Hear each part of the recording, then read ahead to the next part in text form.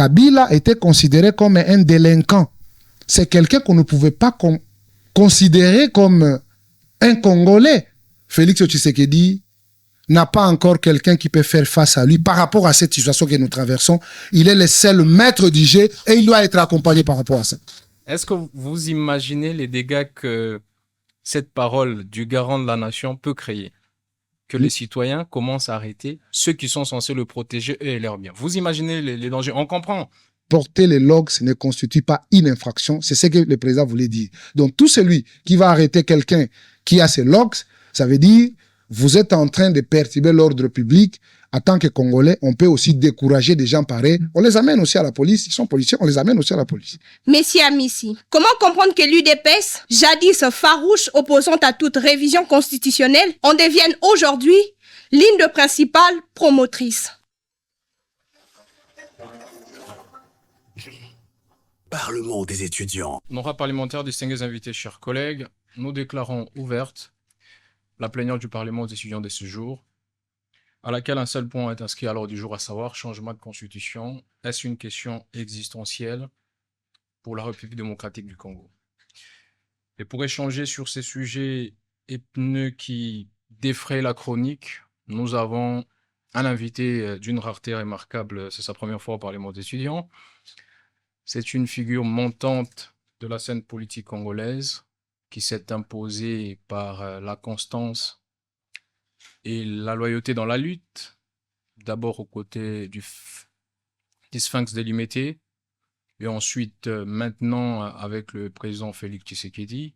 Il a gravi tous les échelons à l'UDPS jusqu'à devenir actuellement président de la Ligue nationale de jeunes, dont il sert avec fierté. Combattu mais jamais abattu. Notre invité est député national élu de la Funa et PCA de l'OGFREM. Il faut rappeler qu'avant cette nomination, c'est un cadre de la CADECO où il a fait une très longue carrière qui a laissé des empreintes jusqu'à ces jours. Donc nous avons l'honneur de lui recevoir pour échanger sur cette question brûlante et à voir quelles sont ses analyses et opinions à ce sujet, parce qu'il faut le rappeler, en somme, c'est un cas de l'UDPS. Donc sa voix porte.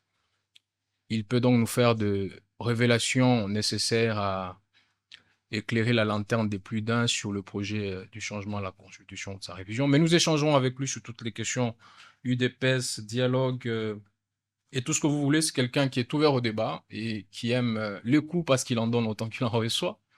Donc, attendez-vous à un débat chaud. Monsieur Adolphe Amissi Makutano, vous avez 10 minutes pour nous faire votre analyse du sujet à l'ordre du jour. Après interviendront les questions-réponses de parlementaires. Sans plus tarder, vous avez la parole. Bonjour. Bonjour, vous êtes en direct du Parlement des étudiants, on vous écoute. Déjà, je tiens à vous remercier, vous adresser mes félicitations, car dans un contexte où beaucoup de jeunes sont aujourd'hui plus attirés par le spectacle que par la réflexion, vous avez réussi à créer un cadre sérieux, un espace qui nous rappelle que la jeunesse peut encore penser, contribuer et porter une espérance collective. Je suis en train de réfléchir sur comment faire parvenir ma contribution, ma modeste contribution d'ailleurs. Je suis aux États-Unis et je ne sais pas comment faire pour vous le faire parvenir. Vous avez un compte ou vous avez un moyen de transfert? Le moyen le plus sûr pour nous parvenir de l'argent, vous pouvez télécharger l'application Soundwave et à partir de l'application, vous pouvez nous envoyer directement l'argent sur M-Pesa, sur Telmani ou sur des points de retrait express. C'est une application simple. Téléchargez-la, vous allez voir que les modalités sont simples et très rapidement, vous allez nous parvenir votre contribution. Merci beaucoup, Président. Merci beaucoup, Monsieur le Président du Parlement de Gênes. Mes remerciements vont directement à tous les parlementaires ici présents. Et surtout, je tiens à exprimer ma gratitude par rapport à l'invitation m'adressée à ce jour. Et surtout, je pense que ça sera un moment de partage, un moment d'échange, un moment où nous allons, les uns et les autres, se fournir des connaissances. Parce que le fait de poser des questions, Ça va nécessiter qu'on puisse donner des réponses et à cela, nous allons nous enrichir tous. Monsieur le Président du Parlement des jeunes, par rapport à la thématique qui fera l'objet de ce jour sur le changement de la Constitution, une question existentielle. Merci de m'avoir accordé mes 10 minutes que je vais pouvoir exprimer ces dont je mis sur papier pour la connaissance des autres. Mesdames et messieurs, chers camarades étudiants, les débats sur le changement de la Constitution s'inscrivent dans une problématique profonde qui touche à l'essence même de l'État et à son devenir. Parler d'une question existentielle n'est donc pas une exagération, mais une manière de souligner l'ampleur des enjeux en présence. D'abord, la Constitution représente les socles de l'ordre politique et juridique. Elle fixe les règles fondamentales qui organisent l'exercice du pouvoir, définissent les institutions et garantissent les droits et libertés des citoyens. Ainsi, le débat sur la Constitution n'est pas un débat technique. C'est un débat de souveraineté pour la République démocratique du Congo en tant qu'État fort. Une Constitution héritée, pas pleinement choisie, et notre histoire est sans ambiguïté. Sous Mobutu Sese Seko, la Constitution était un instrument de contrôle avec comme caractéristique principale parti-État, impair, concentration totale du pouvoir entre les mains du président, absence de séparation réelle de pouvoir, limitation des libertés démocratiques. Cette période a affaibli les institutions et empêché l'émergence d'un véritable État de droit. Sous Laurent Désiré Kabila, après avoir pris le pouvoir en 1997, il suspend l'ancienne constitution et met en place la constitution de transition de 1998.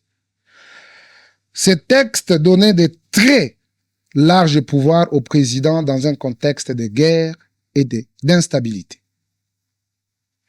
En 2006, sous Joseph Kabila, fondement de la Troisième République, la RDC adopte une nouvelle constitution par référendum en 2005 et promulguée en 2006. Les principes fondamentaux sont État de droit et décentralisé, séparation de pouvoirs exécutif, législatif et judiciaire, limitation du mandat présidentiel à 2 mandats, création de 26 provinces. Nous avons adopté une constitution dictée par un contexte de sortie de guerre, une constitution de compromis, une constitution influencée par des rapports de force internes et externes. Ce n'était pas une constitution de puissance, c'était une constitution de stabilisation. Une vérité qu'il faut dire sans détour, une constitution qui naît sous pression porte en elle les limites de cette pression. Quelques limites de la constitution actuelle. Article 217. La RDC peut conclure des traités ou des accords d'association ou de communauté en vue de promouvoir l'unité africaine. Ici, cet article autorise l'exercice en commun de certaines compétences avec des organes et des organisations internationales. Article 69, article 78 et 90 sur l'organisation du pouvoir exécutif. Conséquence, une dualité et des blocages institutionnels. À titre d'exemple, nous avons vécu dans ce pays un cas où un ministre membre du gouvernement, ministre du portefeuille de l'État, s'est opposé à la notification d'une ordonnance présidentielle. C'est un cas. En 2019, l'Assemblée nationale et le Sénat ont été accusés de blocages institutionnels. Et vous le savez. Article 70 et l'article 71. Sur le système électoral, le président de la République est élu à la majorité simple. Article 220, sur la rigidité constitutionnelle avec des difficultés d'adaptation. Le gouvernement de 2019 a pris 8 mois pour être formé, c'est-à-dire de l'élection du 30 décembre 2018 à la nomination du 26 août 2019. En 2023, la formation du gouvernement a pris 5 mois, soit de l'élection du 20 décembre à la nomination du 29 mai 2024. Certaines de ces dispositions diluent l'autorité de l'État. Ça prend le temps. Fragmentent le pouvoir. Rendent la prise de décision lente et conflictuelle. Résultat, un pays immense, gouverné avec difficulté. Un débat actuel et stratégique. Sous le président Félix Tshisekedi, les débats sur le changement de la Constitution refait surface en 2024. Le président de la République a émis le vœu de mettre en place une commission chargée d'étudier la probabilité de la Constitution en vue d'une modification ou d'un changement. Curieusement, certains acteurs extérieurs, notamment Paul Kagame, s'intéressent à notre Constitution. Cela signifie que notre organisation interne a un impact régional et que leurs intérêts se trouvent aussi dans cette Constitution. Refuser de changer, c'est accepter les limites. Cette vision portée par son Excellence, Monsieur le Président de la République, chef de l'État, Félix-Antoine Tshisekedi Tshilombo, doit être accompagnée par l'ensemble de la population congolaise et surtout particulièrement par vous, les jeunes, et surtout le Parlement des jeunes. Parce que changer cette Constitution, c'est renforcer la souveraineté, clarifier le pouvoir, améliorer la gouvernance, renforcer la sécurité, affirmer la puissance du Congo. Pour conclure, la Constitution de 2006 a permis la paix en République démocratique du Congo, mais aujourd'hui, le Congo doit construire sa propre puissance. Changer la Constitution est une responsabilité historique. Mais une question que je vais poser au Parlement des jeunes, sommes-nous prêts à devenir pleinement maîtres de notre destin? Je vous remercie. Merci beaucoup, Président Amis Matutano. Je voulais, avec votre diligence, voudriez-vous bien enlever le chapeau par respect au drapeau et aux parlementaires? Les drapeaux? Le chapeau? Le chapeau, oui. Ça, c'est pas un chapeau ordinaire, mais ça a toujours été un chapeau idéologique. Et je crois que ça a été compris à travers le monde, même à travers la fête. Donc, un chapeau idéologique, on ne l'élève pas devant le drapeau qui est à côté de vous. Vous vous souviendrez, lors du congrès au Parlement, le président de la République est entré avec ce chapeau idéologique. C'est tout un enseignement.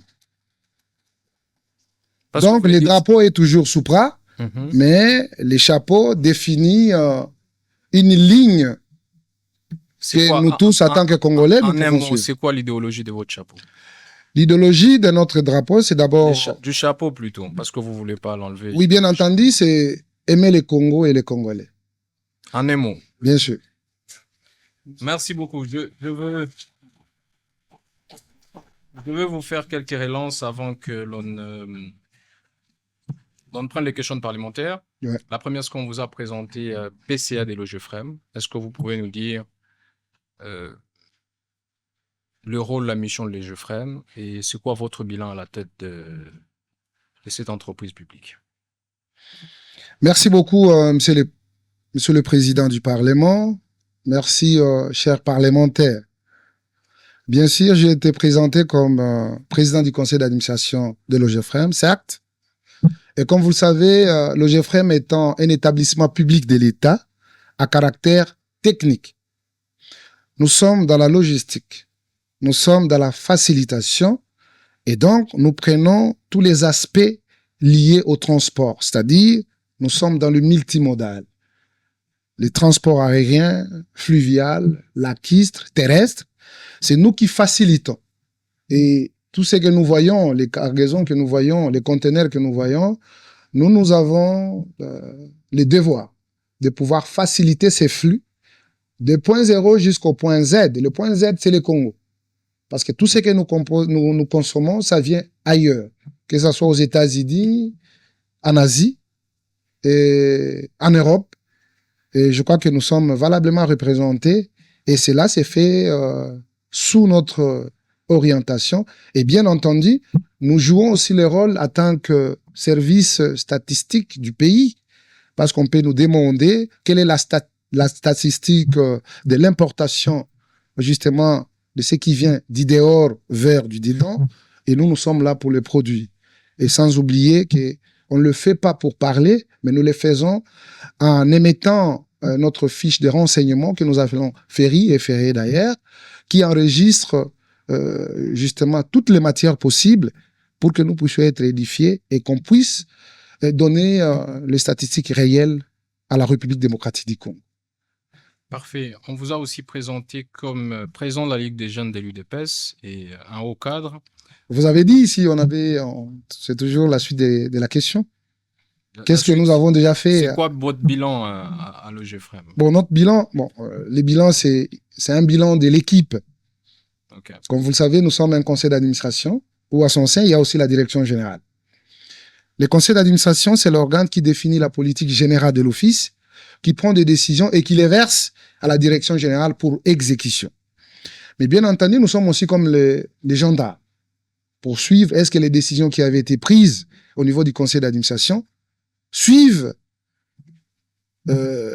l'exécution conformément à ce qui a été arrêté. Et bien entendu, je suis comme ces chiens gardés pour les suivre, parce qu'en suivant ces orientations, c'est aussi être derrière la vision du président de la République qui veut que tous les secteurs puissent marcher correctement et que ça va aussi renforcer son mandat. Parce que si nous faisons bien, comme vous le savez, l'OGEFREM à son temps, c'était un endroit où il y avait beaucoup de bouillonnement, il y avait beaucoup de querelles, mais depuis que nous sommes là, nous avons imprimé quand même la paix, la sérénité et l'esprit du dialogue, et surtout la discipline dans la gestion des affaires de l'État. C'est là où vous comprendrez qu'il y a quand même des gens qui sont sanctionnés, et il faut comprendre que quand vous contrôlez, on ne vous aimerait jamais. Parfait. Revenons sur votre casquette du président de la Ligue des jeunes de l'UDPS et au cadre de ce parti-là. Ouais.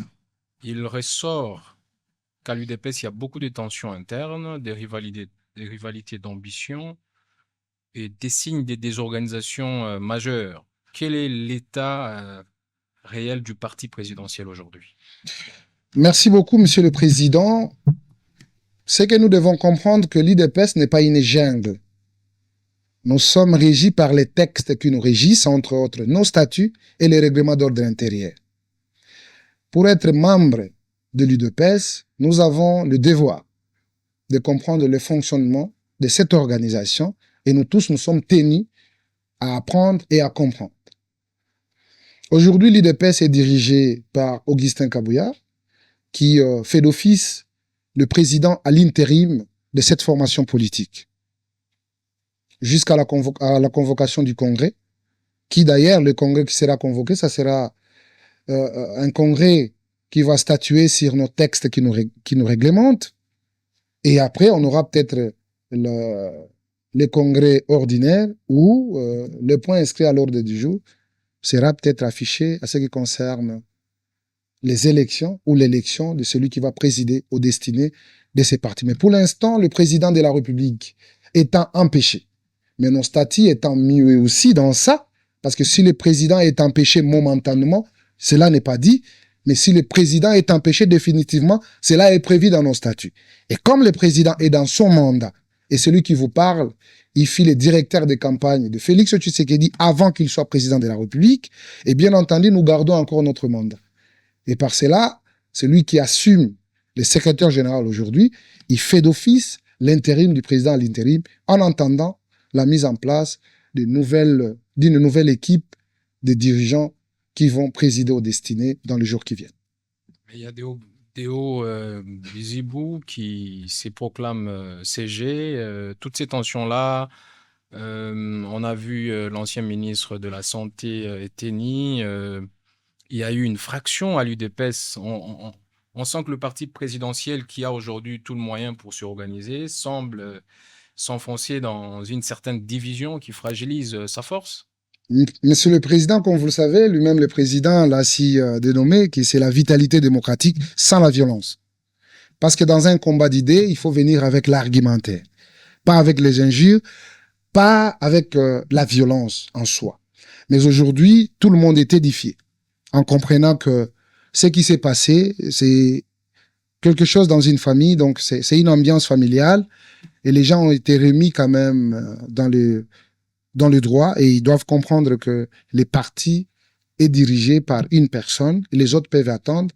Donc vous avez cité le vieux Deo Bizibou, c'est notre vieux, c'est le secrétaire général adjoint, il fait son travail, il est là et donc il applique ce que vous dites. Parfait. À quand le congrès? Récemment convoqué, réunion avec le chef de l'État, finalement, rien. Il faut savoir que l'IDPS a son président qui est Félix Tshisekedi. Avant toute chose, même s'il ne gère pas quotidiennement, il a le pouvoir de consultation. Il faut les consulter, il doit donner aussi son point de vue. Et par conséquent, on n'est pas obligé de forcer la main du chef.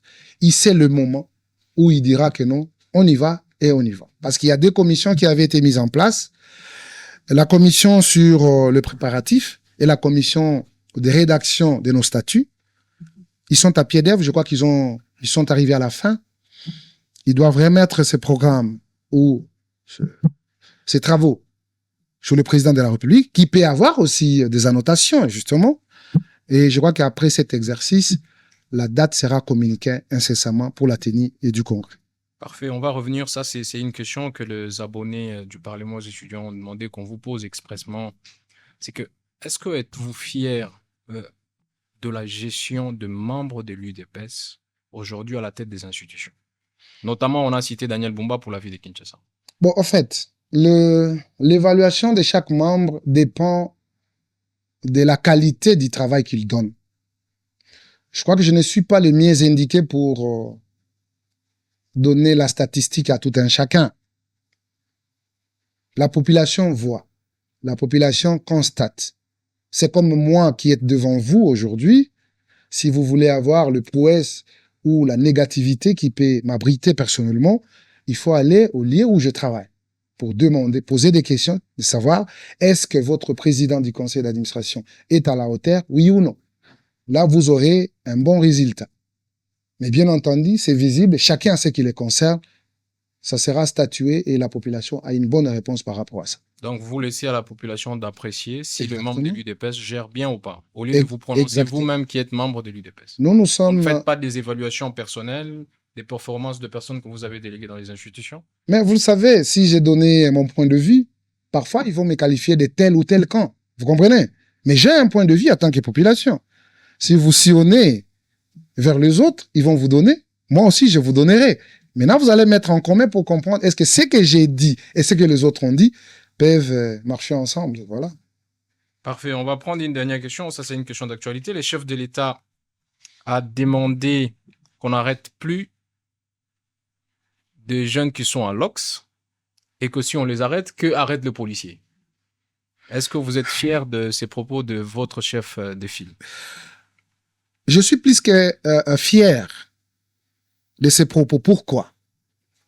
Il y a toujours les gens qui véhiculent les animaux sinikendi. Les animaux sinikendi, c'est la volonté de nuire.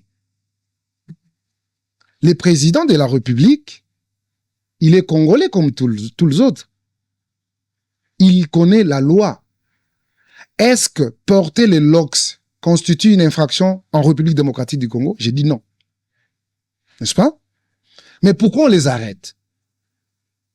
Parfois, il y a certains qui se comportent pas des enfants normaux, je sais pas moi comment je peux appeler. Tous ceux qui sont arrêtés avec les machettes, qui font la barbarie, souvent, ils possèdent de LOX. Cela veut dire, il n'est pas important d'interpeller quelqu'un qui a des LOX et qui n'a rien fait. Mais c'est lui qui porte des LOX, mais qui commet une infraction, il sera interpellé. Mais malheureusement, les gens veulent juste prendre le mauvais côté. Mais pourquoi vous arrêtez quelqu'un qui a des LOX? Parce que le droit congolais dit si vous arrêtez quelqu'un, il faut lui informer de l'infraction commise. Est-ce que vous l'avez informé de l'infraction que vous l'arrêtez? Non. Par conséquent, ça devient les humains.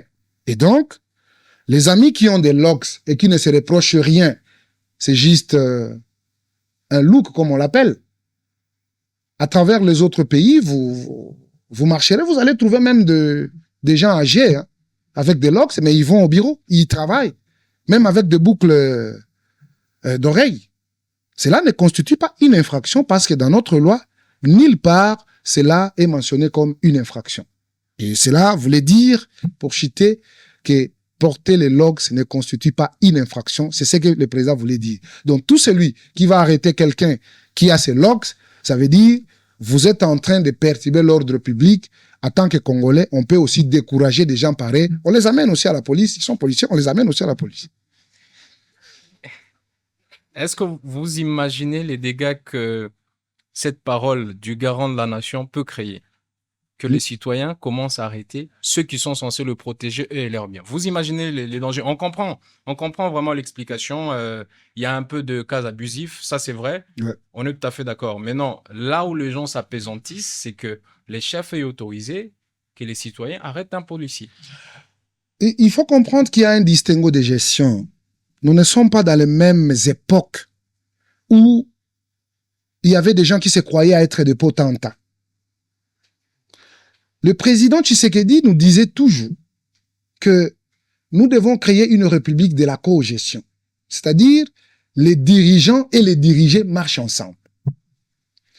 Nous avons vécu dans notre pays en 1998, je me rappelle, où la population a arrêté des rebelles armés.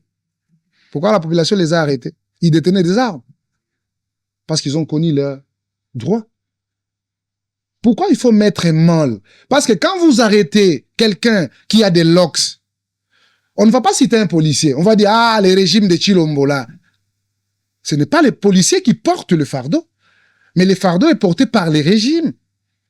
Par conséquent, c'est une manière de réveiller. On sait bien que nos policiers, ils ne vont plus se comporter de la sorte. Le rôle de la police, c'est quoi? C'est protéger la population et c'est bien.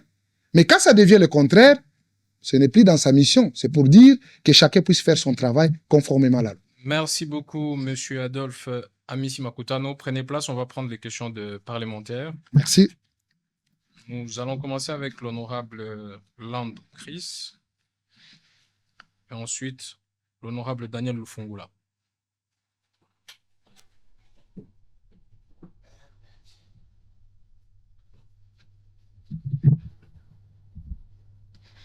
Merci beaucoup pour l'accord du verbe. Honorable président, honorable membre du bureau, chers collègues parlementaires, messieurs Amissi, comment comprendre que l'UDPS, jadis farouche opposante à toute révision constitutionnelle, en devienne aujourd'hui ligne de principale promotrice? S'agit-il d'une évolution doctrinale assumée ou d'une mutation opportuniste dictée par les circonstances du pouvoir? J'ai dit. Merci beaucoup, honorable Landou. Honorable Daniel Lufungula, pour son allocution.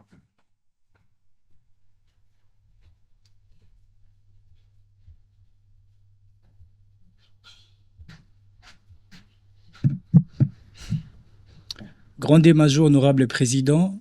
Grande est ma joie de vous exprimer ma gratitude pour cette investiture verbalistique devant ces perchoirs dans ces temples du vrai débat républicain. Honorable président, honorables membres du bureau, chers collègues, Monsieur Amissi Adolphe Makutano, au-delà des slogans et de postures politiques, quelles sont les réformes constitutionnelles, structurales et concrètes que votre régime entend réellement introduire à l'actuelle Constitution?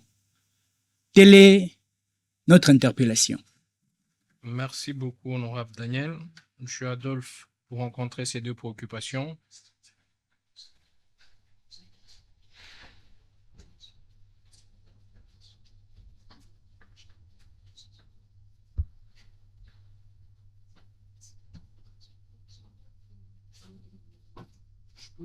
Oui, oui, oui.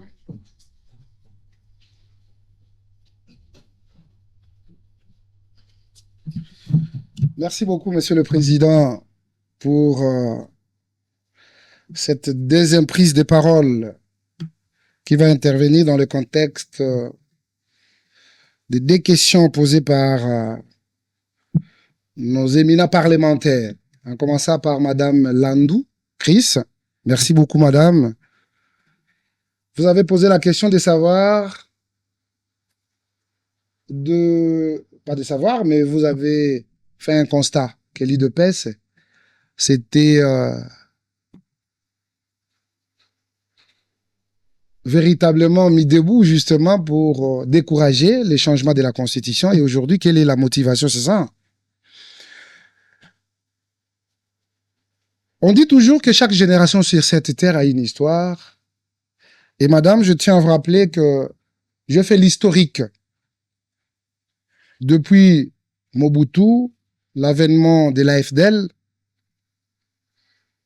avec la succession de Kabila père, Kabila fils, et aujourd'hui Félix-Antoine Tshisekedi.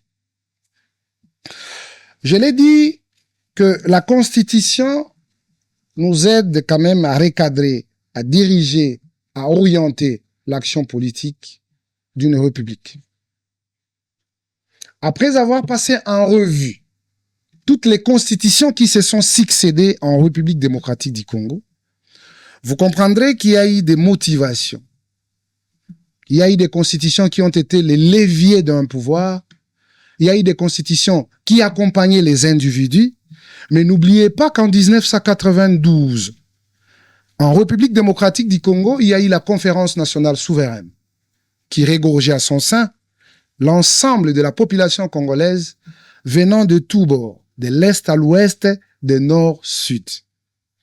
Et cette problématique de la Constitution avait été évoquée pour dire nous devons doter la République démocratique du Congo d'une constitution digne, réfléchie par les Congolais, produite par les Congolais, une constitution produite par les Congolais, et surtout les éléments qui vont y figurer doivent cadrer avec nos réalités. Et cette constitution avait été produite. Mais malheureusement, du fait qu'il y avait des tireurs de ficelles, c'est ce que nous avons dit, comment la constitution congolaise peut avoir des interventions étrangères. Les pays avec qui nous considérons comme nous sommes dans des organisations veulent influer sur notre constitution. Ce sont des éléments à réflexion. Nous arrivons avec Kabila, nous avons compris qu'il y a aussi des failles dans cette constitution, malgré que ça nous a procuré quand même cette paix des braves, cette stabilité en retrouvant nos 2 485 410 km². Mais c'était important que nous puissions doter la République démocratique du Congo d'une constitution digne. Moi qui vous parle, je fais partie de cette qualité des gens qui se sont acharnés contre cette constitution actuelle.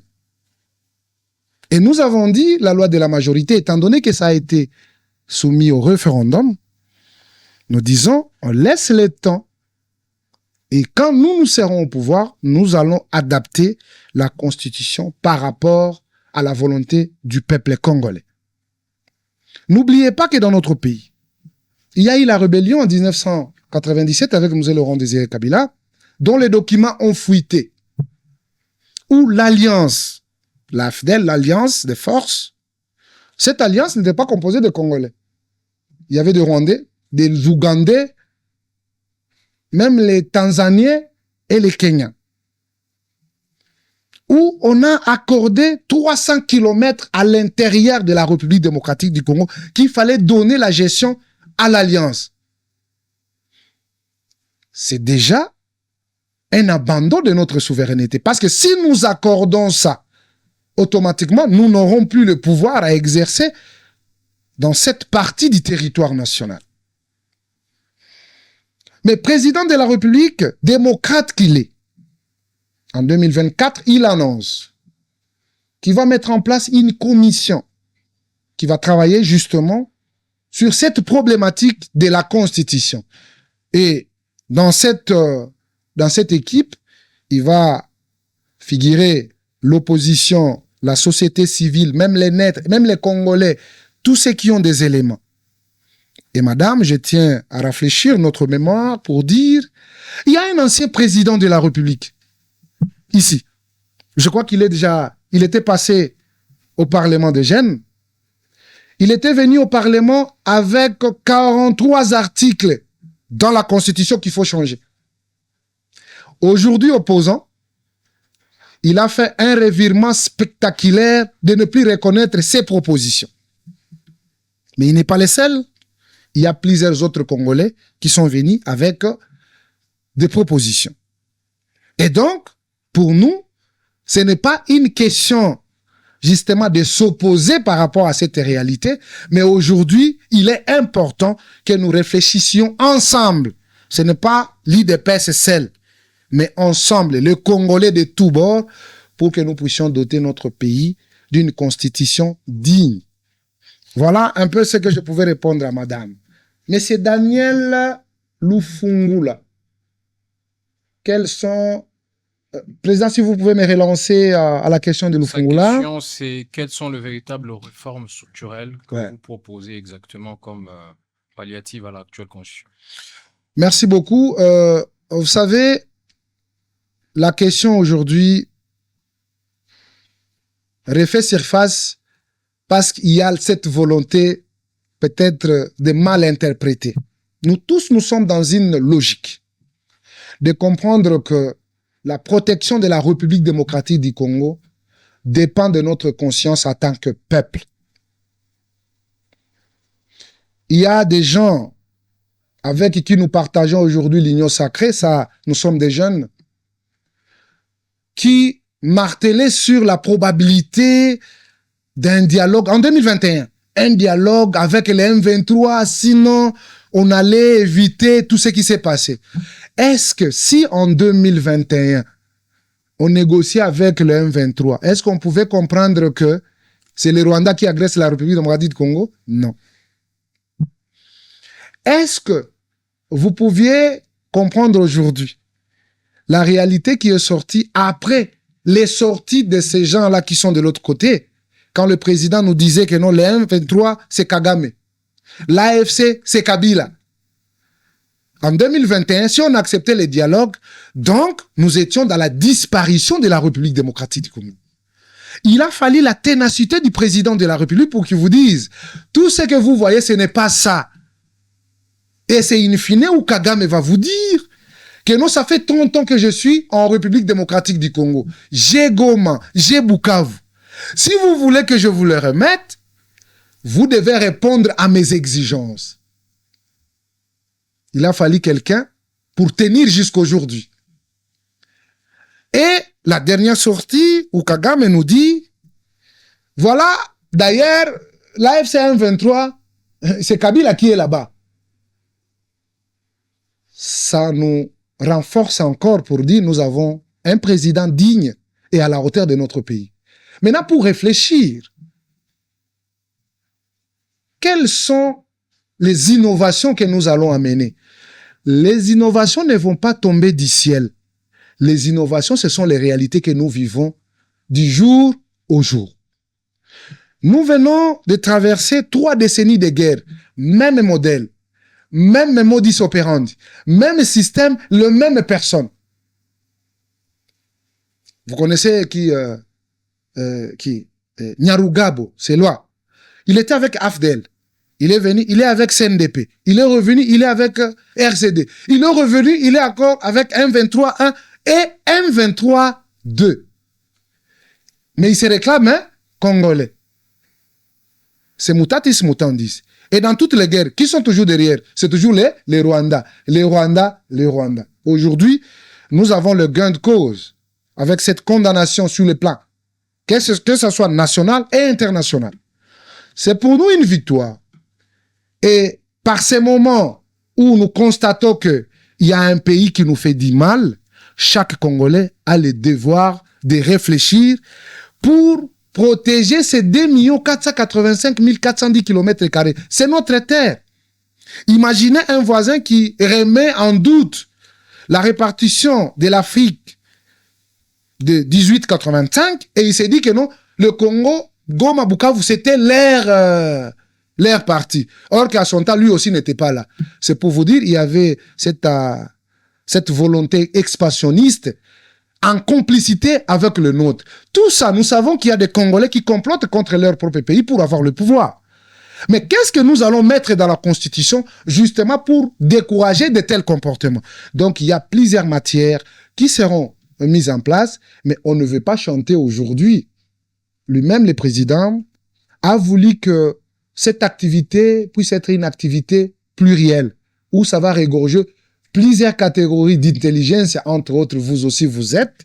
En tant que jeune, vous devez être là, parce qu'il y a plusieurs problématiques de la jeunesse. La jeunesse parle de l'employabilité, qui est une priorité, où nos aînés ne veulent pas nous donner la chance, justement, à notre premier emploi. Mais si vous allez dans d'autres cieux, vous comprendrez qu'il y a des emplois réservés uniquement aux étudiants.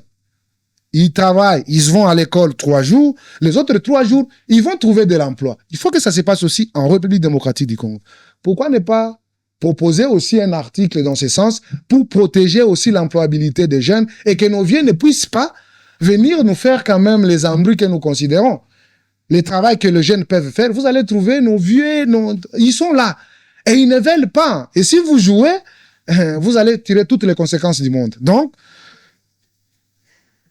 cela appelle la conscience de tout un chacun.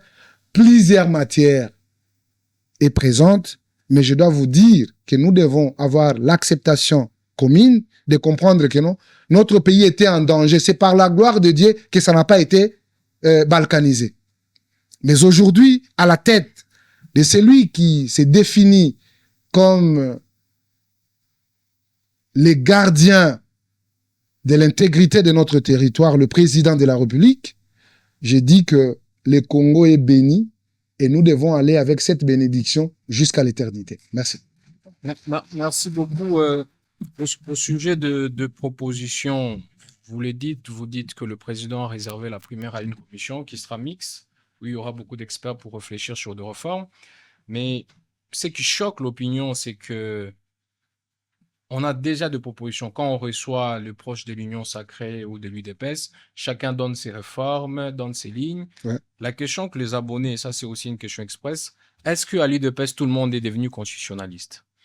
Non, pas du tout. Mais il faut respecter, parce que nous avons cette constitution qui n'est pas encore changée, il faut respecter l'article 5, où on reconnaît à tout Congolais, en tant que population, d'émettre son point de vue.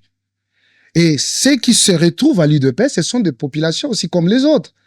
Pourquoi ceux de l'UDPS ne peuvent pas parler, mais les autres peuvent parler? Non, De l'idée quel c'est, droit? on a une matière scientifique. Vous avez vu que vous avez eu l'humilité de dire, OK, c'est pas vous qui allez inventer des réformes, Ouais. il faut de la réflexion, il faut une acceptation commune. Ouais. Mais quand on a des membres de l'UDPS qui viennent, qui disent on va faire ça, alors que c'est pas concerté, est-ce que ça n'entache pas la crédibilité de la démarche alors qu'ils sont pas experts et qu'ils sont pas mandatés pour les dire? Là, c'est au niveau de la procédure, ok? Il faut savoir qui vous invitez.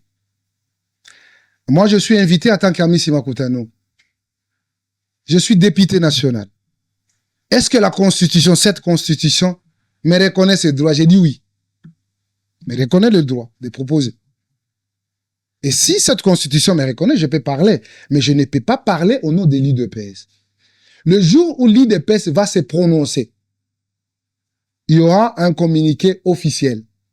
Et la personne qui va porter la charge de tout le parti qui viendra exposer justement les dires de l'IDPS. Pour l'instant, laissez les gens parler. C'est ça aussi la démocratie.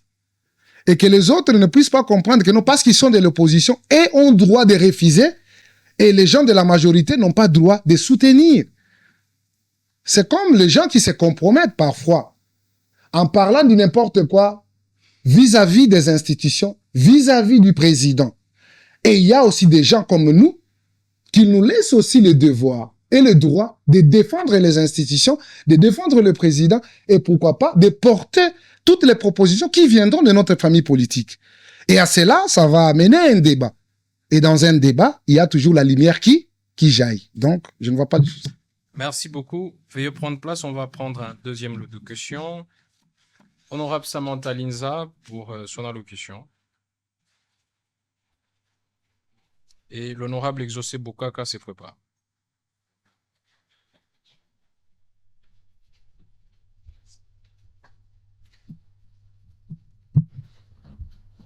Honorable Président, dans un contexte marqué par des tensions politiques et sécuritaires persistantes, quelle est la véritable priorité nationale?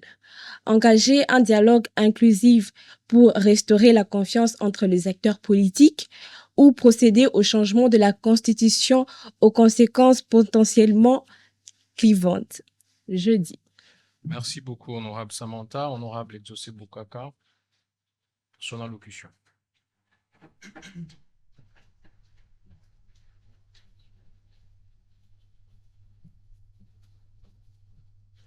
Honorable Président, honorables membres du bureau, distingués collègues parlementaires. Messieurs Amici, vous parlez du changement de la Constitution alors qu'une partie du territoire national est sous occupation rebelle. Cette approche ne risque-t-elle pas plutôt d'ouvrir davantage la porte à la balkanisation? J'ai dit, honorable Président. Merci beaucoup, honorable Exaucé. Je suis le PCA pour rencontrer ces deux préoccupations.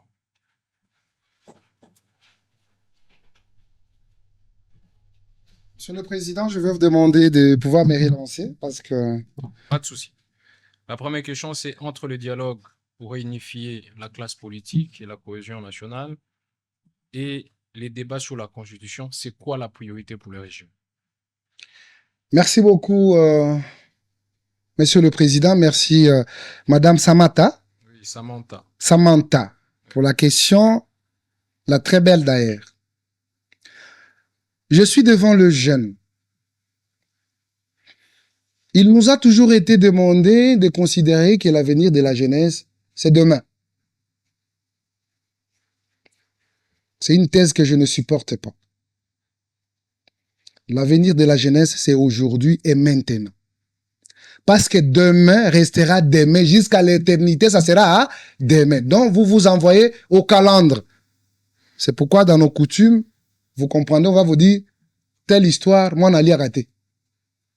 Mais quand vous goûtez, ça sent bon, hein? C'est réservé aux vieux. C'est pour vous dire, non, ça, les enfants ne peuvent pas manger. Or que c'est une bonne chose. Nous sommes les Congolais, africains. Et dans notre ADN, je crois que les dialogues, c'est ce que nous sommes en train de faire. Ce sont les échanges. Mais la culture nous importait aujourd'hui, nous n'avons plus l'amour entre nous. Parce que je me rappelle, à son temps, on n'avait pas de Kuluna ici. Même en termes Kuluna, c'est pas congolais. Kuluna, c'est portugais. Angola. Il y a eu la guerre là pendant 20 quelques années. Et quand les gens partaient en groupe, ils appelaient ça Kuluna. Le système de porter les machettes, c'est pas dans notre ADN. C'est après la guerre de 1997 où on voyait, on pilait les enfants dans des trucs là de maman là, on coupait les mains des gens avec des machettes, on nous a importé. Donc c'est une culture qui n'est pas la nôtre. Les dialogues en République démocratique du Congo, ça nécessite une réflexion de nous qui sommes jeunes. Parce que nos vieux, ça, il faut l'accepter, ils sont en conflit même, parfois certains d'entre eux, avec leur propre conscience. Est-ce que dans nos propres familles, il y a une bataille? Quelqu'un du dehors vient nous créer le désordre, on se bat. On se dit, OK, il peut continuer d'abord à nous tabasser là-dessus, nous qu'on reste et puis qu'on se sépare. Nous ne vivons pas isolés avec les autres. Dans d'autres pays, quand vous avez un problème, même si on ne peut pas avoir une même direction de vie sur le plan politique, mais on doit se mettre ensemble, justement pour parler et voir comment nous allons en finir avec ce qui nous est agressé. Et puis, à la fin, chacun va rentrer dans sa position. Les Congolais qui sont tués, les biens emportés, les mamans, les jeunes filles et nos mamans violées, on nous dit qu'il faut organiser un dialogue. Ce dialogue, à son sein, vous allez trouver le Rwanda sera dedans. Les gens qui ont tué là-bas seront dedans. On s'est dit, donc, le prix pour participer au dialogue, il faut faire couler le sang des Congolais. Pourquoi ne pas se liguer tous ensemble, de finir avec cette aventure, de cette volonté expansionniste des Kagame, on les met hors d'état de nuire, nous restons Congolais entre Congolais.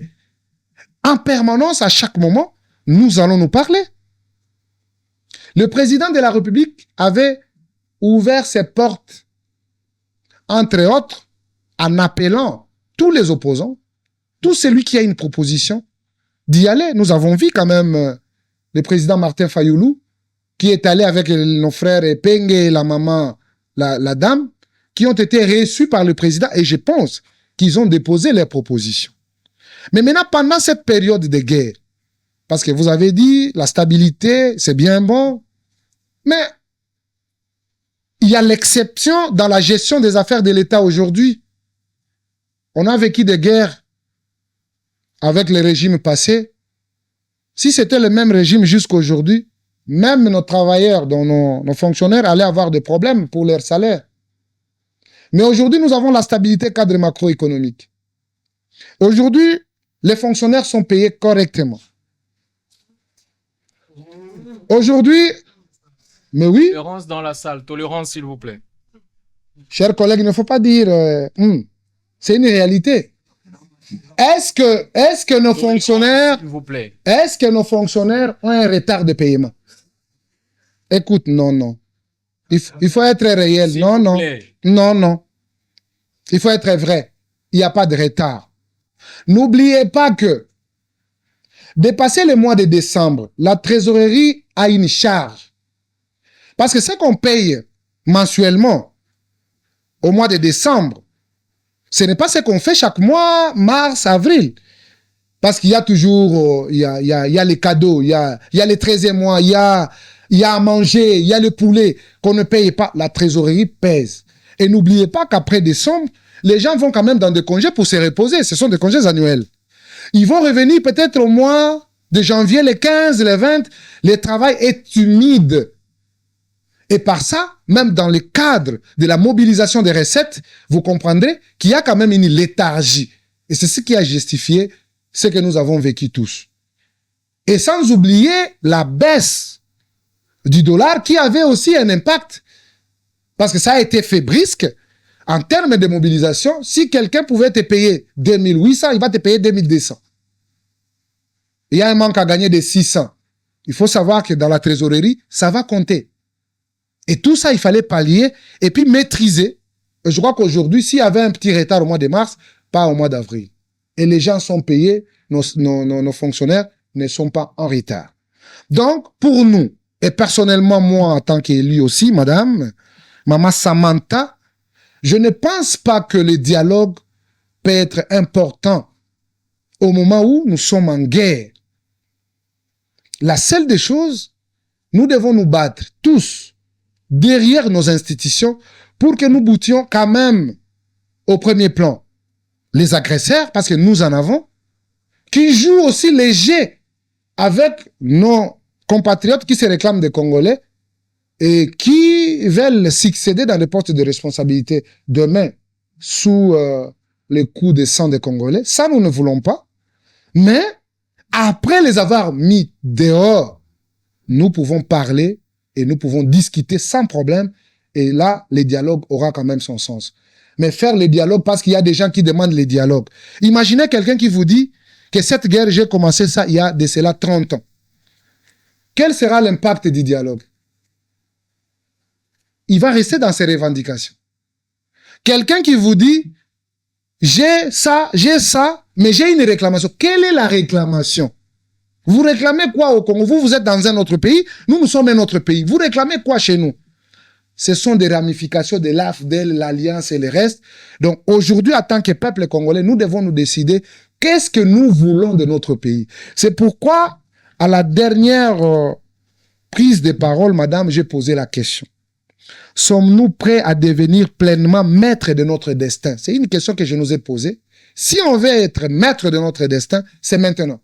Mais si on veut être les dépendants, les assujettis, les gens qui dépendent du Rwanda, c'est à nous de définir. Mais moi, je pense, l'ensemble de la salle, nous ne sommes pas de ces Congolais qui seront encore prêts pour accepter la dépendance vis-à-vis d'un pays étranger. Et donc, pour chuter à votre question, il est important que la guerre finisse et que nous puissions nous retrouver nous-mêmes en tant que Congolais. Toutes les vérités, nous allons nous en parler pour que nous puissions avoir un Congo digne et meilleur. La deuxième question de notre collègue.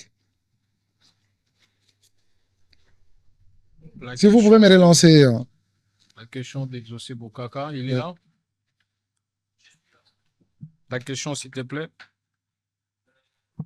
Parler du changement de la constitution quand une partie du territoire est sous occupation rebelle et sera probablement exclu du processus de ces changements. Changer la constitution, n'est-ce pas déjà ouvrir la voie à la balkanisation? Ok.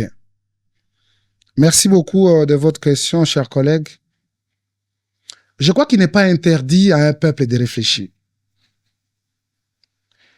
Même dans notre vie. Comme vous êtes étudiant, vous vous dites, après avoir décroché mon diplôme, je dois être tel. On suppose même, je dois être ministre, je dois être DG, je dois être PCA. Vous vous préparez déjà en ça, par rapport aux compétences que vous avez. Mais dire, parler du changement de la Constitution. Mais ces gens-là, qui étaient le maître de cette Constitution, parce qu'il y a eu des éminents professeurs qui ont organisé des colloques ici dans notre pays, pas même 3 mois, et nous les avons suivis tous. Il y a certains qui vous disent que la Constitution, après avoir quitté Liège, ça transitait par Kigali, avant que ça arrive Kinshasa et que ça puisse être conduit vers Kisangani, là où il y avait une commission. Le professeur Kabamba, qui était le délégué de la Belgique, le professeur Émile Bongeli, qui vous parle en disant, ce n'est pas le fait d'ajouter les inputs, les virgules et les points qui vont vous donner la paternité de cette constitution, parce que tout a été rédigé ailleurs. Ils ont réfléchi. Mais les problèmes du changement de la constitution, ça touche le Rwanda en quoi? Tout ça, ce sont des questions que nous pouvons nous poser. Du fait qu'ils étaient le maître, on vous dit, je crois, à l'article, je crois, 217, pendant telle période, on ne peut pas avoir ça, pendant telle période, on ne peut pas avoir ça. Ils savent. Parce qu'il y a ce projet. Nous devons faire la guerre, entre autres Kabila dedans, un ancien président qui se retrouve à Goma, et qui entrent dans la rébellion parce qu'ils savent que non, pendant la guerre, ils ne peuvent pas toucher la loi fondamentale, étant donné que nous avons une main mise. Mais en fait, l'Ukraine, c'est un pays démocratique. Pourquoi il n'y a pas eu des élections? Et jusqu'à aujourd'hui, Zelensky est président de la République. Pourquoi? Parce que le blé qu'on consommait là, ça venait de l'Ukraine là-bas. Donc, c'est pour vous dire qu'il est important qu'en tant que Congolais, avec les réalités que nous vivons, que nous voyons, de pouvoir réfléchir maintenant, au lieu d'attendre que non, s'il n'y a plus la guerre, nous allons commencer à réfléchir. Qu'on réfléchisse maintenant. Il y a des couacs qui ont été introduits dans la Constitution pour que ça ne permette pas aux Congolais de prendre à bras le corps cette question qui nécessite vraiment l'implication de tout un peuple. Et donc, la Constitution, c'est la nôtre. La Constitution, c'est pour la République démocratique du Congo. Et nous, en tant que peuple, nous avons le devoir de nous regarder en face, quoi qu'il en soit, quoi qu'il en coûte, avec les différends que nous pouvons avoir, de voir l'intérêt du Congo et de voir comment nous allons protéger nos frontières qui se résument dans nos 2 485 410 km². Merci. Merci beaucoup, monsieur le PCA. Veuillez prendre place. Nous allons prendre un dernier lot de questions. L'honorable Plamedi, son allocution, et l'honorable Lys se prépare.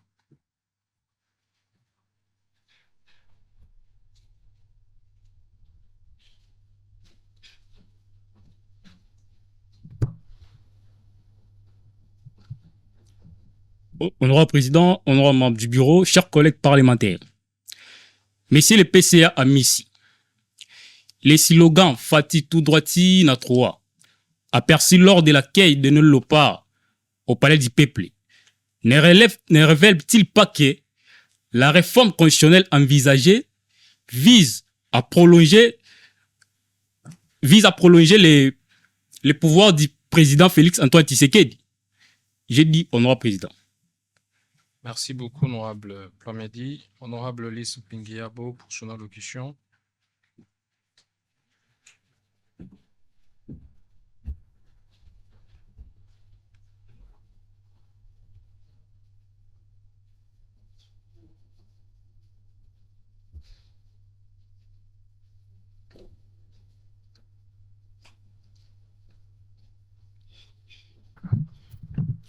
Honorable Président, honorable membre du bureau, chers collègues parlementaires, Excellences, pourquoi l'UDPS s'acharne sur le Joseph Kabila jusqu'à lui condamner à mort?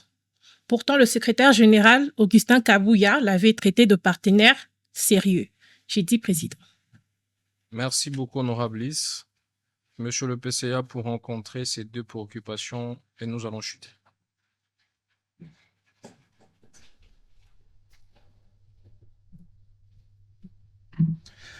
Merci beaucoup de la parole accordée, Monsieur le Président. Le premier nom, je n'ai pas retenu le nom. Honorable Plamedi. Honorable Plamedi. Merci d'abord pour la question, Maman Plamedi, mais ce que je dois vous dire... C'est un homme. Ah, Monsieur Plamedi. Oh là là. Oui. Mais c'est un individu. C'est une personne. Ça peut être maman aussi, c'est pas grave. Alors, notre ami a parlé de ce qui s'est clamé, hein? Le slogan Tina 3. Tina 3, ce n'est pas d'abord le slogan de l'UDPS. C'est un slogan d'un musicien, JB Mpiana. Non, on l'a vu lors de la quête des léopards au Palais du Peuple. J'ai dit, c'est un slogan d'un musicien, JB Mpiana. Tolérance, on va écouter. Parce que, s'il vous plaît. Quand vous dites que vous avez vu au Palais du Peuple, mais quel est le soubassement juridique de Tina 3? C'est quoi? C'est une expression de la joie. Ça veut dire, oui, c'est une expression de la joie.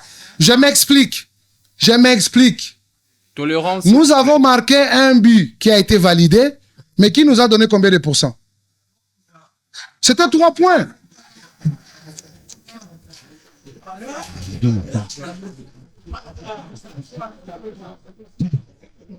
Mais on cherchait combien de points?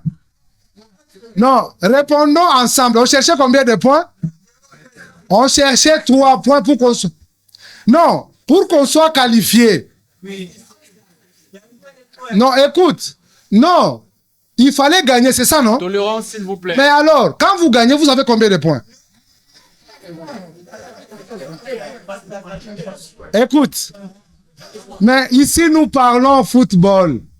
Même si c'est la qualification, quand vous gagnez un match, les points c'est à 3. Oh là là. Cela voulait signifier, Fati, il représente la nation congolaise, n'est-ce pas? Le fait de gagner déjà 1-0, ça nous a donné 3. Et par ces 3, Fatih, tout droit, nous sommes à la Coupe du Monde. Alors, vous avez pris seulement cet aspect. Mais l'aspect de l'expression populaire, vous n'avez pas pris en compte. Qu'est-ce que la population disait? Hein? Non, je veux que vous soyez quand même courageux de dire ce que la population a dit. Parce que elle a exprimé... Ah non, je veux mon ami en cravate rouge, s'il peut dire. Non, il faut être correct. Il faut parler tout ce que la population a réclamé. On avance, on avance, on avance. Ouais, ok, je vous suis attentivement. Ouais. La population a dit quoi? Oh là là, là maintenant ça devient biaisé. Les autres, écoute, les autres. Voilà. Donc il y a eu des grands peuples et les petits peuples.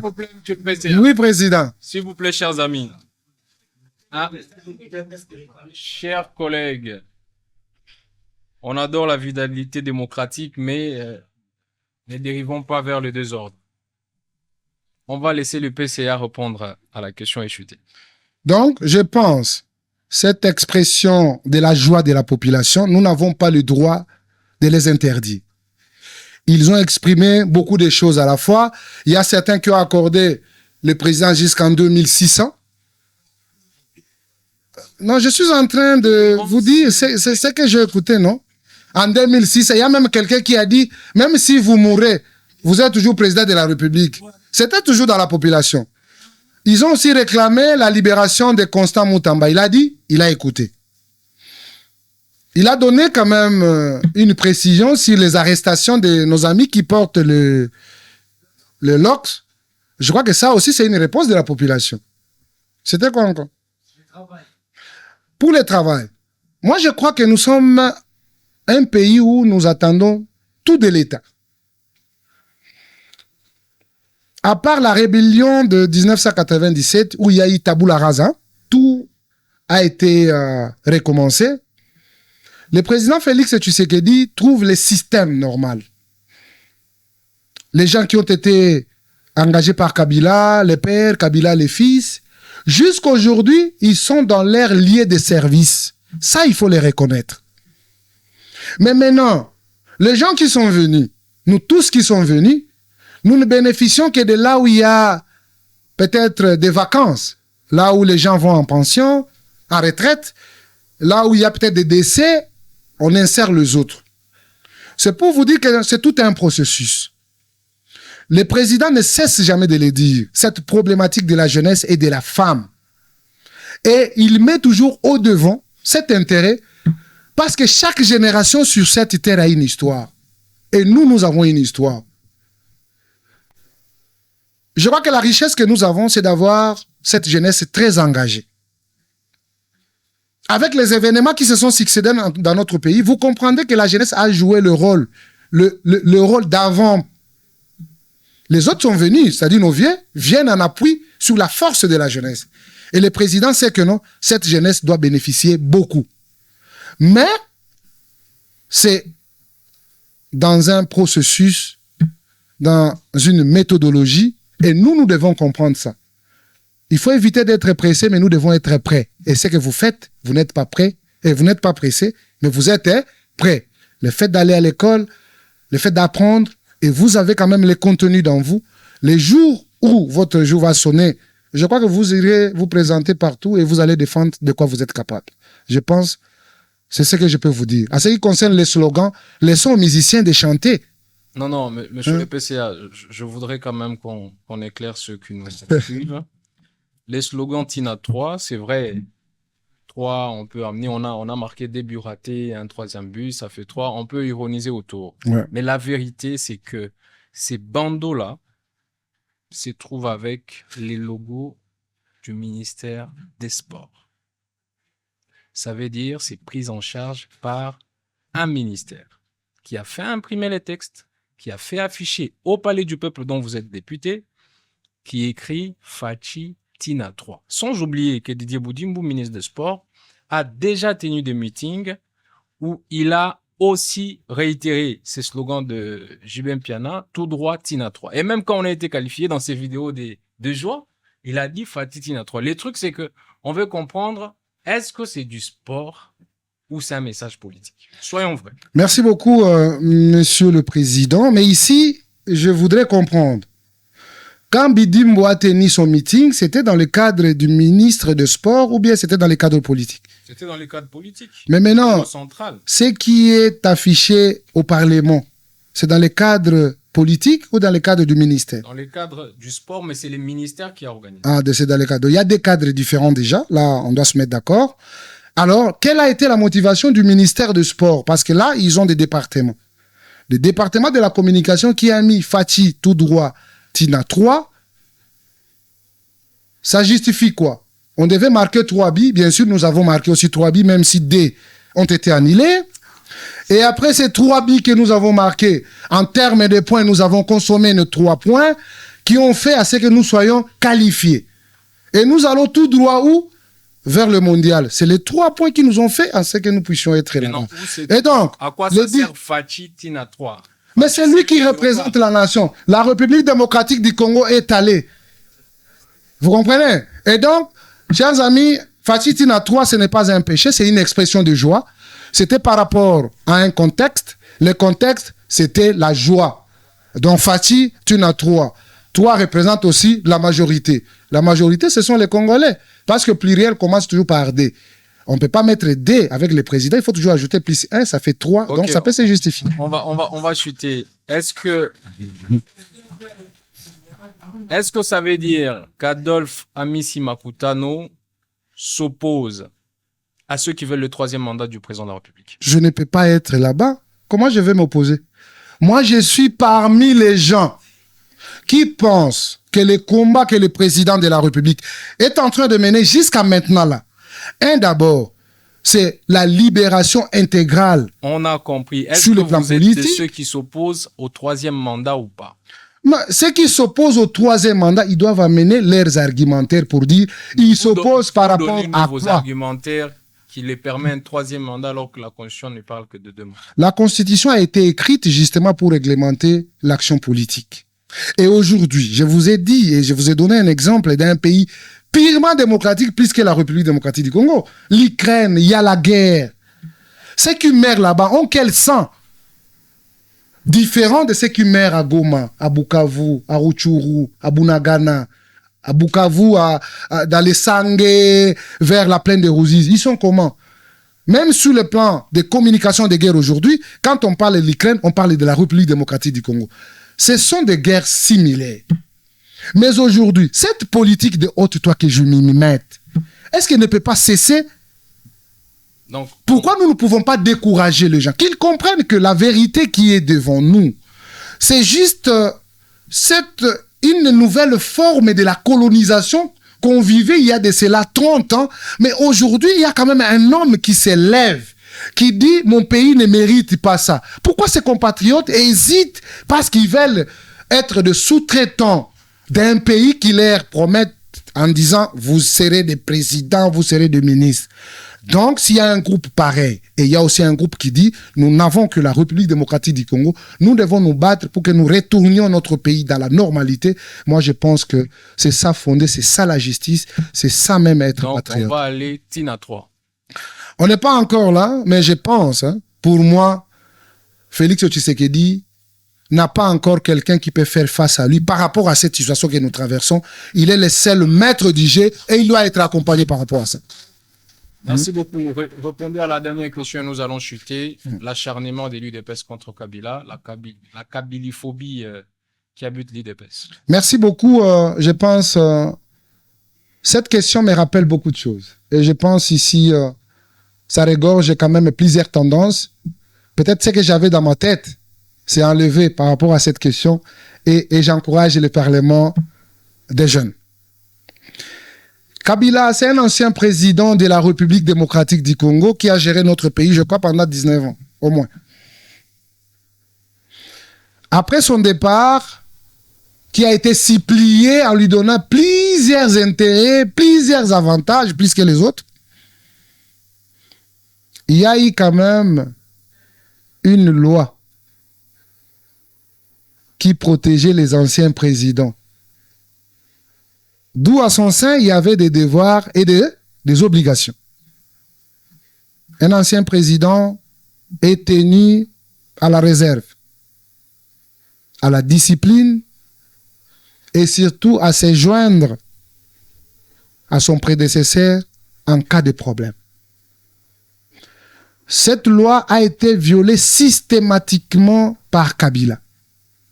En sortant d'abord, en quittant la République démocratique du Congo clandestinement, ça a coûté même les services de plusieurs qui ont comploté avec lui.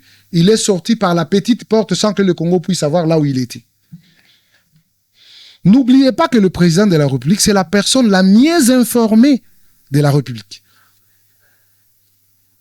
Il a informé pour dire, il est sorti, il est parti, il est à la quête justement de faire l'insurrection dans notre pays.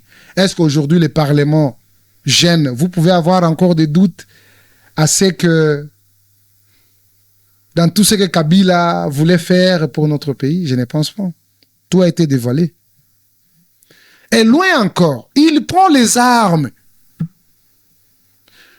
Il retourne les armes contre son propre pays qu'il a dirigé pendant 19 ans. On devait le regarder parce qu'il est ancien président. Que dit la loi?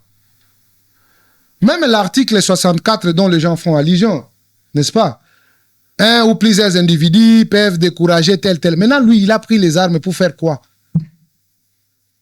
Il y a le plaire, il y a les gens qui sont morts, il y a beaucoup de choses que nous pouvons citer ici, qui sont les affres de la guerre, causées par Kabila. Il voulait travailler dans la clandestinité.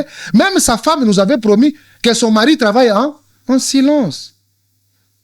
Nous avons nos services qui collaborent avec les autres services à travers l'Afrique, même à travers le monde.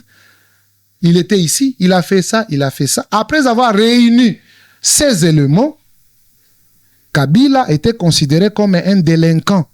C'est quelqu'un qu'on ne pouvait pas considérer comme un Congolais. Parce que tout ce qu'il fait, c'était juste pour mettre les désordres. Et c'est ces désordres que nous observons aujourd'hui. Donc, le régime n'a rien à voir avec la personne de Kabila, mais c'est les comportements qu'il a affichés, qu'il a commis vis-à-vis de la République, qui lui sont reprochés. Et par conséquent, s'il savait qu'il ne se reprochait de rien, il pouvait s'approcher devant la justice et qu'il en finisse avec. Mais malheureusement, il a compris qu'il était dans la merde, il a fui jusqu'à se confirmer là où il est. Et aujourd'hui, leur parrain a confirmé que l'AFC M23, c'est pas lui, c'est Kabila. Donc la République avait raison, nous devons accompagner la République par rapport à cette démarche.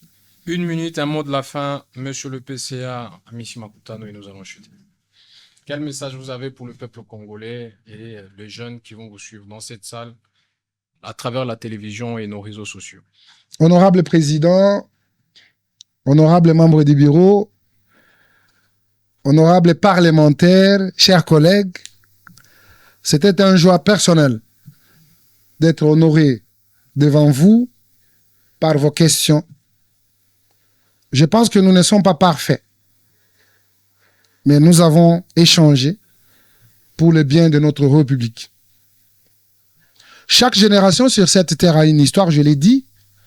Il revient à chaque génération de la trahir ou de l'accomplir. Une jeunesse consciente que vous êtes, nous devons allumer la flamme de la détermination pour que le Congo soit le Congo de nos rêves, le Congo où il fait beau vivre. Bien sûr, la guerre des générations, elle est permanente. Je nous demande de braver les doutes, d'être très déterminés, très déterminants. Parce que il n'y a pas de hasard, il n'y a pas de facilité dans ce monde. Et si vous vous dites que je vais me battre, il y aura des épines. Acceptez de les affronter, mais ne tombez pas. Vous êtes une jeunesse consciente. Je vous aime et je vois la ténacité, la capacité et surtout la conduite du débat qui nous a aussi inspirés quand on regardait aussi les passages des autres. Mais bien entendu, dans l'ensemble, nous serons forts. Entre vous et nous, il n'y aura jamais un trait d'union. Tout celui qui voudra nous côtoyer, nous sommes là. Monsieur le Président, nos portes sont ouvertes dans un échange franc, patriotique, mais tout en disant que cette constitution a fait son beau chemin et aujourd'hui, il est temps que nous puissions réfléchir et pourquoi pas doter la République démocratique du Congo de textes valables qui vont cadrer avec nos réalités, nos situations et surtout la protection de l'intégrité de notre territoire. Je remercie les parlements, je remercie les pères de l'intégrité du territoire national parce que c'est un homme qui se bat pour que le Congo soit respecté à travers le monde. Et aujourd'hui, on parle du Congo partout et ce sont les Congolais qui représentent leur propre pays. À son temps, c'était les autres qui nous représentaient. Ça, il faut le savoir parce qu'il est conscient, il est Congolais et il est le fils de ce beau pays que nous appelons la République démocratique du Congo. Merci beaucoup, Monsieur le Président. Merci beaucoup, Monsieur le PCA. Veuillez prendre place. Merci donc à tous les parlementaires ici présents dans la salle. Merci à vous tous qui allez nous suivre à travers GMR TV, la chaîne du Réveil du Congo, TNT Canal 7. Vous allez retrouver ces débats chaque dimanche, mercredi et vendredi à 17 h. Merci à la diaspora, merci à vous tous qui partagez nos contenus et qui nous donnez de la force à travers les réseaux sociaux. Ça n'est fini aujourd'hui avec le PCA Missi Makutano qui nous a donné l'essentiel de son analyse sur la question du changement de la Constitution avec deux révélations, notamment que cette Constitution prévoit qu'il ne faut pas la changer pendant la guerre parce que les auteurs de la guerre veulent nous maintenir à genoux. Et d'autres révélations que vous allez trouver, donc vous avez là une pépinière d'idées que vous allez retrouver nulle part qu'au Parlement des étudiants. Je voudrais donc vous dire merci de tout cœur. Et pour vous qui êtes dans la diaspora, transférer l'argent n'a jamais été aussi facile et rapide avec notre partenaire Sandwave. Donc pour parvenir vos fonds à vos familles et vos proches qui sont en Afrique et notamment en République démocratique du Congo, notre partenaire Sandwave vous rend la vie facile. Donc vous n'avez qu'à télécharger l'application Sandwave, suivre les étapes pour pouvoir transférer directement l'argent dans le portefeuille mobile de vos frères et sœurs qui sont en Afrique en toute sécurité et en toute rapidité. Plus rien n'étant à l'ordre du jour, la plénière est levée. Bonjour. Bonjour, vous êtes en direct du Parlement des étudiants, on vous écoute. Déjà, je tiens à vous remercier, vous adresser mes félicitations, car dans un contexte où beaucoup de jeunes sont aujourd'hui plus attirés par les spectacles que par la réflexion, vous avez réussi à créer un cadre sérieux, un espace qui nous rappelle que la jeunesse peut encore penser, contribuer et porter une espérance collective. Je suis en train de réfléchir sur comment faire parvenir ma contribution, ma modeste contribution d'ailleurs. Je suis aux États-Unis et je ne sais pas comment faire pour vous le faire parvenir. Vous avez un compte ou vous avez un moyen de transfert? Le moyen le plus sûr pour nous parvenir de l'argent, vous pouvez télécharger l'application Sandwave et à partir de l'application, vous pouvez nous envoyer directement l'argent sur M-Pesa, sur Telmani ou sur des points de retrait express. C'est une application simple. Téléchargez-la, vous allez voir que les modalités sont simples et très rapidement, vous allez nous parvenir votre contribution. Merci beaucoup, Président.